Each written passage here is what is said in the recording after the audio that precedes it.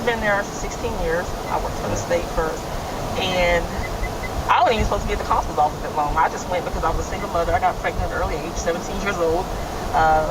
And I went there because the hours worked for me, being a single mom while I was in training, school, and work. But then once I got there, I saw how much the constable's office, I was able to be in the community, hands-on more. It was more community action. And then, you know how my grandma used to always tell me, keep living. So seeing different things, being involved, I say I want to be a part of change. When I decided to run for office, I also wanted to inspire other people, because my thought was you always had to have a lot of money. You had to come from prominent neighborhoods and have this certain image to run for office. Good people don't run for office because they're afraid of their personal experiences getting out in the public, or you know. So I want to inspire other people like me. You don't need a lot of money. You just need a drive. Be genuine about your intent, and you can run. You can do it. Yeah, my hair is actually my signature. So I want to inspire other Black and brown girls, you know, just to always be yourself. You don't have to look a certain way that the world always tells you to. Yeah. Well, that's important. I mean, I don't think you don't see that enough. At all. Yeah. I mean, even when I was young, all I saw was guys that looked like me just played sports or in the entertainment business. Yeah. So, question for you: what do you, with everything going on, what's your thoughts? I'm just curious to know. I have yet to speak to a cop about it. I'm more curious about their opinion and what they're seeing, especially with your experience and you being in the day-to-day. I just think it's important that you share. Being an African American woman, Yeah, what is that like? 16 years under your belt. I'm sure you've seen, like some stuff that you're like, oh man. Yeah, so before the end of the day, almost anything, I'm Black, period. Yeah. And believe it or not, wearing this uniform doesn't give us any more privilege than that. I've seen things when I'm outside of uniform that you just be like, whoa, like really, this is what y'all do? I've had to report an officers, believe it or not. I filed before, and I had to file a complaint. Then I watched some officers do something to an individual, and I had to contact the sheriff in the county and let them know, hey, we all do the same job. What I witnessed today was unacceptable. It is hard. It is hard because people see cops now.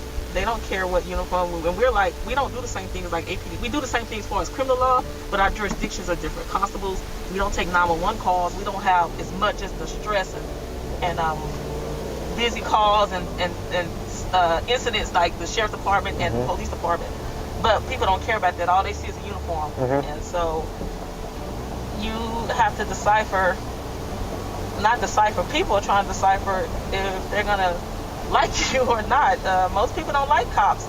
I've been able to survive 16 years is because where I'm at, the areas that I work in, I've been there and done that. I've been in a lot of situations these people have been in. A lot of people, when I ran for office, my son is a convicted felon. He suffered from substance abuse, and that was going to probably try to be used against me, but I didn't allow it because I told my story. You're not going to tell my story better than me. So I had put that out there. That's one of the reasons I fight for the dismantling the school to prison pipeline.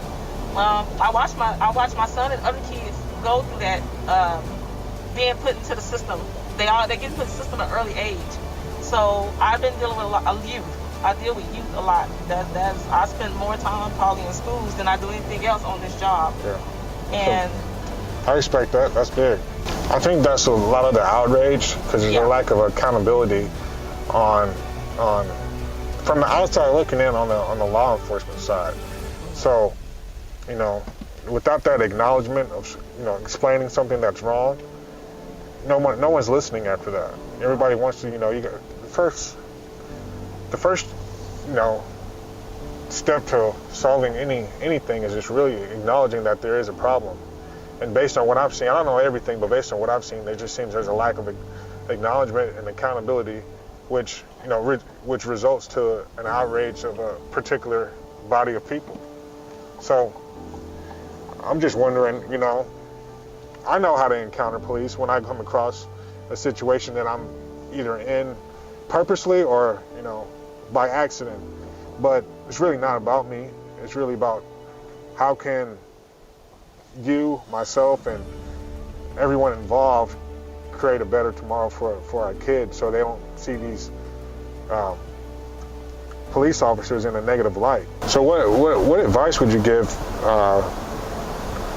for me, for anyone that I can share with other people that come across any situations when dealing with the law due to recent circumstances? You know, I think there's a lack of education on the youth side to how to encounter a police officer. So hence why Ollie's doing what he's doing. But I just want to go straight to the source and ask you what are your thoughts? What can we do, or any advice that I can share with kids I come across? Yeah, I would recommend kids when they come across law enforcement for whatever reason, let the law enforcement officer present themselves, tell you why they're doing whatever business is they want to deal with you.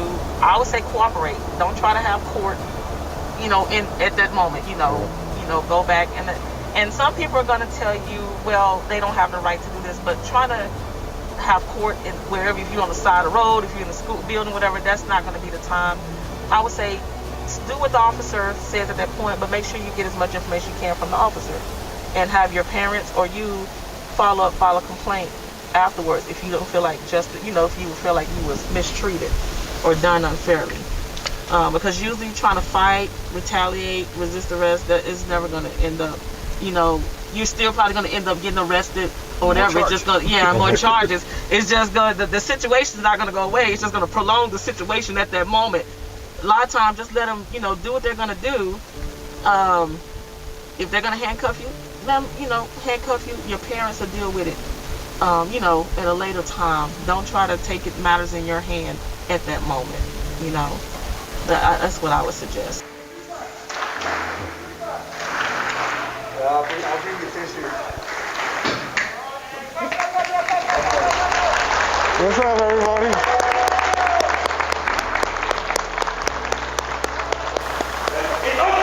What's going on? It's uncomfortable to be great.